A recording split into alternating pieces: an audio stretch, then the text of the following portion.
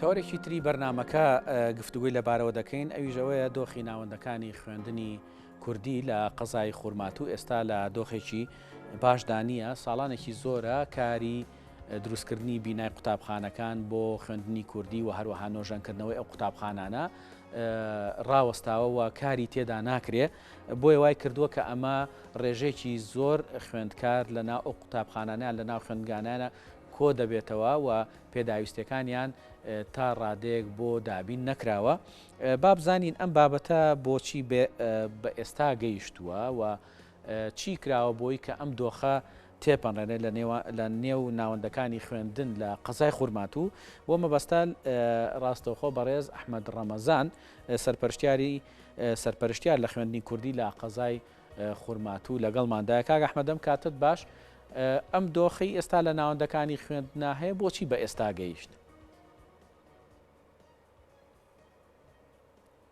ئەم کاتتان باش بەیانی هەموو بینەران و بیسەران باش دەنگەکەت مامۆستا پچڕ تێتە لای من دەنگەکەت هیوادارن دەنگەکەتان چاکەنەوە ئێمە وەکو خوێندنی کوردی لە شاری دۆستخورمات و ئەم شارەی ئێمە وەکو ئیداری سەر بە پارێزگای تکریتی کە مەرکەزە وەکو ئەوەی کەوا قوتابخانەکانمان بەڕێوبەرەکانمان یاریەکانمان ئەمانە هەمووی سەر بە بەشی پەروەردەی تکریتە کە ئەمانە دامەزراون لەسەر بەغدا نەک لەسەر هەرێمی کوردستان بەڵام ئەم قوتابخانانە وەکو پەرتووک و کتێبەکان و مەنهەجەکانی وەکو مامۆستایانی میلاکی وەکو هەندێک لە بڕیارەکان سەر بە بەڕێوەبەرایەتی خوێندنی کوردی کەرکووکە کە ئەویش ڕاستەوخۆ سەر بە وەزارەتی پەروەردەی هەرێمی کوردستانە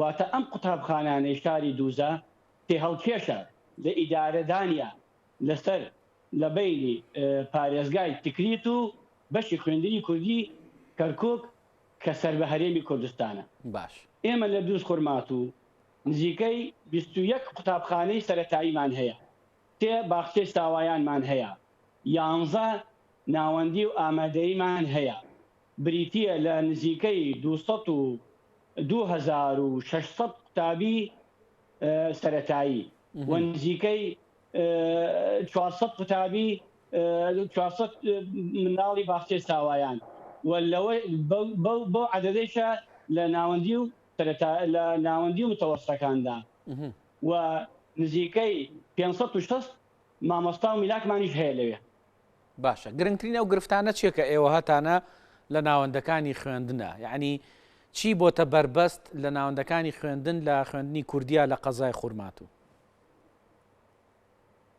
برای بەڕێزم بربەستەکانی پێشنەکەوتنی خوێندنی کوردی لەم شارەیە ڕەنگە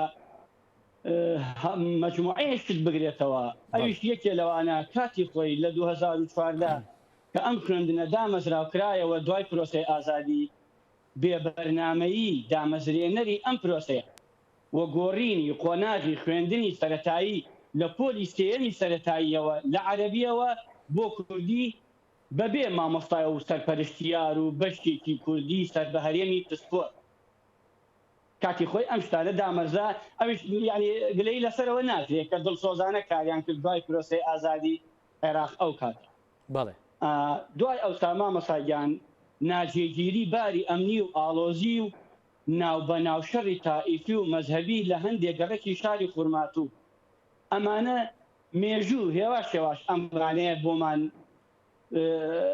یەکلاوە ئەکرد کە ئەم وەزعانە و ناجێگیری ئەمنیە زۆر کاریگەری هەبوو بە تایبەتی ئێمە هاوڵاتیەکی خەڵکی دوو زمان و کوردی زۆر هەبوو لە گەڕێکی ئەسکەری یەکێ لەو گەڕەکانەیەکەوە پاکتاوێکی کودایەتی تەواو لە ناویان نەما بە هەموو ئاخارێک بەگشتی کە بووە هۆی هەڵاتن و نەمانی هاوڵاتیانی کورد لەو گەڕەکە و داخستنی خوێندنی کوردی تێیدا لە هەندێک قوتابخانە بۆ نمونە قوتابخانەی جونێیدمان هەبوو لەو گەڕەکانەیە سۆلافمان هەبوو هەندیلمان هەبوو قوتابخانەیەکی ئینطلاقمان هەبوو ئەمانە بە حکمی ئەوەی کە هاوڵاتی کوردی تێدا نەمان ئەو قوتابخانەیەشە هێواش خوێندنی کوردی تیانم دواتر گرفتی کەمبوونی ڕێژەی کورد لە شارەکە یعنی ئەم کارانە وای کرد ئەم ئاڵۆزی و ناجێگیریە لە شارەکە قۆناغ بە قۆناغ کەمبوونەوەی هاوڵاتی کورد قۆناغ بە قۆناغ کە بووە هۆی کەمبوونی ڕێژەی قوتابی کورد ئەویش هۆکارێکی خۆی هەیە.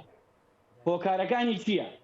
گواستنەوەی خەڵکی خواپێدا و بۆ شاری تر ئەو کەسانی کەوا حەزەکەن ئەمن و زەمانەتی ماڵ و منداڵیان ئەمە یەکێ لە گرفتەکانە کە حەزی لە ژیانێکی خۆشترێ. دوو هەروەها ماڵوێرانی سوتاندن و تاڵان و کوشتن و برینێکی ئەم دواییە شاری خۆرماتی ئەوانیش هەر گرفتێکە بۆ هۆی خەڵک بچێتە جێگای. باشە مامۆستا من ئەمێ پرسیاری ئەوە بکەم.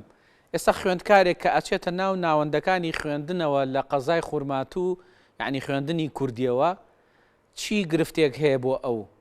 زۆرە خوێندکار بیناکەی ڕووخاوە، شوێنەکەی باش نییە، جێی نابێتەوە، پەرتووشی نییە، یعنی چ گرفتێکی هەیە؟ ئێمە وەکو خوێندکارەکان هەمووی وەرەگرین لە قوتابخانەکانماندا، بەڵام و پێشوازیشی لێەکەین و زۆر کار ئاسانیانیش بۆکەین کە بچنە خوێندنی کوردی. بەڵام گرفتی جێگامان هەیە بەڵێ قوتابخانەکانمان. ئەوە من ئەمێ باس لەوە شە بکەم مامۆستاگیان، ئەم قوتابخانانەی ئێمە ئیدارەیەک ئەیباتە ڕێوە، ئەم ئیدارەیە دوو خوێندن ئەباتە ڕێوە لەناو ئەم قوتابخانانە. یەکێکیان خوێندنی عەرەبیە، ئەوە کەیتریان خوێندنی کوردیە، یعنی دوو قۆناغی خوێندن، دوو مەرحەلەی خوێندن لەناو قوتابخانەیەکدا هەیە. خوێندنی عەرەبی وەکو سەرەتایی، خوێندنی کوردی وەکو سەرەتایی. ئەم دوو خوێندنە یەک بەڕێوەبەری هەیە کە ئەویش ئەبێت لەسەر دامەزراو بێت لەسەر بەغدا، نابێ مامۆستای هەرێمی کوردستان ببێتە یاری دەدەر و ببێتە بەڕێوەبەر لەناو قوتابخانە کوردیەکانی شاری خورماتووە.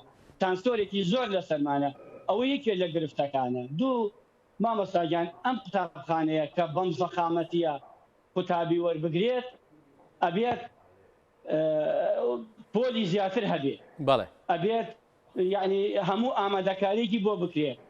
ئێمە ئەم قوتابخانانە پۆلەکانیان زیاد لە پێویستی ماوەی کۆنە زیاد یعنی کراوە و کات خۆی کە کۆنکراوە ئەم بینایانە یعنی ئەڕوخێت هێواشەواش ئەم بینایانە تابێت دا ئەڕزێت تەقفی سەرەوەی تێک ئەچێت. ئەم قوتابخانەیە کە تەلە قوتابی یعنی لە پۆلێکە ئێمە قوتابخانەمان هەیە هەر لە پۆلێکە 55 بۆ 60 قوتابی تایە. نەبوونی بینای پێویست لە ناو قوتابخانەکاندا ئەمە گرفتێکی ترە. یعنی جا ئەم کێشانە مامۆستا ئەم کێشانە تەنها بۆ ئێوە دروست بووە یا بۆ خوێندنی عەرەبیش دروست بووە لە قەزای خورماتوو؟ بەتەئکید مامۆستاگیان بەتەئکید بۆ خوێندنی عەرەبیش، بۆ ئەم جێگایەی کە خوێندنی کوردی تایە، یعنی فترێک پێش ئێستا یعنی بە بەڕاشکاوایی باسیکەین پاکتارێکی تر کرا بە ناوی ئاوایە یعنی گوندە عەرەبەکانی شاری خورماتوو کە هەمووی ڕاگوازرانەوە بۆ ناو شاری دووست خورماتوو لە برادەرانی عەرەبی سوننە. مامۆستاگیان ئەم ماڵانە ئەم هاوڵاتیانە عەرەبانە بە لەکوێ جێگیرکران؟ لە شوێنانەی جێگیرکرانکەوە هەمووی جێنشینی کورد بوون، لەوێ هاتن لەوێ خانیان بەکرێ ئەگەن. ئەم ماڵانە طبعاً مناڵیان هەیە کە مناڵیان هەبوو قوتابخانیان پێویستە کە قوتابخانەش نەبێ لە هەمان جێگا لەناو قوتابخانە کوردیەکانە بوون. ئەوەشە گرفتێکی ترە. گرفتێکی ترمان نەبوونی مامۆستای پسپۆر. مامۆستاگیان ئێمە ئەم مامۆستایەی کە دامەزراوە نزیکەی 600 مامۆستامان هەیە لە دووزا، بە مامۆستای سەرەتایی و بە مامۆستای ئامادەی و ناوەندیەکانەوە. ئەم مامۆستایانە کاتی خۆی دەرچووی کۆلێژەکانی عێراقن. ئێمە بە عەرەبی خوێندنمان تەواو کردووە هەر هەمومان، بە ئەو کار و چالاکی و پێشکەوتنەی کە لە دووست خورماتووە ئەگەر بکرێت ئەوە بە ڕۆڵی مامۆستایانی پسپۆرمان نییە. هەر هەموو هەوڵەکان مامۆستا خۆیان هەوڵەدەن بۆ گەیشتنی ئامانجەکانیان و بۆ نسبەی نەجاحێکی باش لەلایەن قوتابیەکانەوە. بەڵێ باشە. ئێوە کە ئەم گرفتانەتان هەیە بەردەوام گفتوگۆتان لەگەڵ چیایە؟ لەگەڵ چیە پەیوەندیتان هەیە بۆی کە گرفتەکانتان بۆ چارەسەر بکە؟ یعنی ڕوەکەنە حکوومەتی هەرێمی کوردستان بۆی کە گرفتەکانتان بۆ چارەسەرکە یاخود حکوومەتی عێراقی؟ برای بەڕێزم ئێمە بۆ چارەسەرکردنی ئەو گرفتانە بە هەموو شێوەیەک یادداشت ئەنووسین، داواکاری ئەەکەین، ئەچوینە لای هەرێمی کوردستان بە تاکید ئێمە کە کوردین و بەشی خوێندنی کوردی لە دووزە ئەم پرۆسەیە ئەمانەوێت سەرکەوتوو بێت ئێمە مەرجع و سەرەکیمان پێ باخۆشە بگەڕێنەوە بۆ سەر هەرێمی کوردستان و بەشی خوێندنی کوردی کەرکووک و وەزارەتی پەروەردەی هەرێم. باشە ئەوان چیان کردو بۆ ئێوە؟ ئەوان مامۆستاگیان ئێمە موچەکەمان بۆ دابینەکەن پەرتوک و منهەجەکانمان بۆ دابینەکەن ئیتر ئەڵێن ئیشە ئیدارەکانتان لەسەر بەغدایە وەکو ئەوەی کە ئێمە وەکو دۆست لەسەر تکریتین ئەڵێ ئێوە لەسەر بەڕێوەبرایەتی گشتی پەروەردەی کەرکووک تکریتن عەفوون ئەبێت جلفتەکانتان لەوێوە چارەسەرکەن. ئێمەش لەم دووبەینەیە تێهەڵکێشانە ئیشەکانمان لە هەرکێوە شتێکمان بۆ بکرێت سەر بگرێت پێمان خۆشە و بە سەرکەوتنی داانی. باشە ئەی حکوومەتی عێراق لە ڕێگەی وەکو خۆتەڵێ ئێوە سەر بە پارێزگای دیالەن ئەوان چیان کردو بۆی کە ئەم گرفتە بۆ ئێوە تکریتن بەڵێ ئێوە سەر بە پارێزگای ئەوێن ئەوان چیان کردووە بۆتان؟ والله مامۆستایان ئەوان یعنی تا ڕادەیەک لە گیرروگرفت لە تەشەنەکردنی گیرروگرفت زیاتر باوەڕ ناکەم شتێکی وایەن بۆمان کردبێت لە ناو ئەم شارەیە. بۆ نمونە مامۆستایان ئێمە خوێندکارمان لە پۆلی شەشی سەرەتایی واتە وزاریە، تێی متەوەسە وزاریە، شەشی ئەعدادی وزاریە، ئەمانە لە ڕێگەی مەرکەز کۆنتڕۆڵ هەیە لە تکریت لە بەڕێوەبرایەتی گشتی پەروەردەی تکریت ئەو مەرکەز کۆنتڕۆڵەی ئەم تاقیکردنەوەکان مامۆستایان بە هیچ شێوەیەک ڕەچاوی خاڵەکانی خوێندنی کوردی ناکەن. گرفتمان زۆرە لەوێدا لەبەر ئەوەی ئەوانە بەشی تایبەتی کوردیان نییە پسپۆر بێت لە کارەکانیانە بۆ ئەوەی هەڵەکان چارەسەر بکەن. پێ ئەڵێن تەسوید مامۆستا یەکێک لە گرفتەکانمان ئەم قوتابیانە ناوی یعنی بۆ نمونە قوتابیەک ناوی ڤیانە ئەو بە ڤیان تێتۆ نابێت ئەمە لە جنسەیە وان نووسراوە ئەوان ئەڵێن ئێمە فۆندی کوردیمان نییە یعنی لە کۆنتڕۆڵە ئەمە یەکێک لە گرفتەکانە. دوو ئێمە بۆ چاودێر دانانرین لە زۆر قوتابخانەیە چاودێریمان بۆ تەحدید کراوە کە چەند مامۆستایەک چاودێر بێت لە ناو خودی مەرکەزی امتحاناتەکانە لە تاقیکردنەوەکانی کۆتایی ساڵەکانە. چاودێرەکانمان زۆر بە کەمی بۆ دانن بە تایبەتی لە ناو سەرەتاییەکانە.